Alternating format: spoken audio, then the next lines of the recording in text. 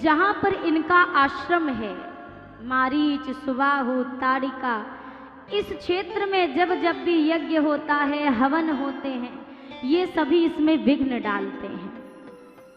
विश्वामित्र जी ने विचार किया, सुना है भगवान का धरती पर अवतार हो चुका है, अब चलता हूं, भगवान को लेके आऊंगा, वही मुझ पर कृपा करेंगे।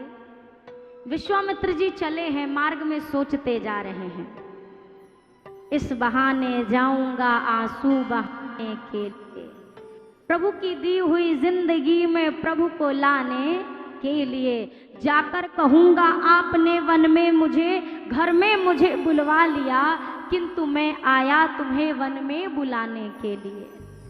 विश्वामित्र जी मन में विचार कर रहे। अच्छा, विश्वामित्र जी पहले राजा थे, राजर्षि थे, और इन्होंने राजर्षि पद का त्याग किया और अपनी तपस्या के बल पर ब्रह्मर्षि पद को प्राप्त किया। क्या सोचा था कि भगवान ये राजर्षि पद में रहते हुए ब्रह्म मिलने वाला, सब छोड़ दो तब भगवान मिलेंगे।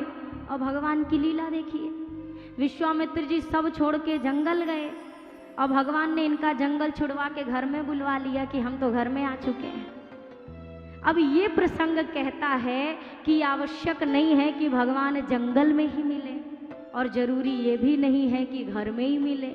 तो मिलेंगे कहाँ? अगर आपको घर में भगवान दिख रहे हैं तभी जंगल में भी दिखेंगे, और अगर जंगल में दिख रहे हैं तो घर में भी दिखने चाहिए। भगवान के रहने का कोई एक स्थान सुनिश्चित हम जो ठान लेते हैं ना, घर वाले भगवान उतना फायदेमंद नहीं है, तो कहाँ वाले हैं जो बाहर रहते हैं, वो भगवान ज़्यादा काम करते हैं।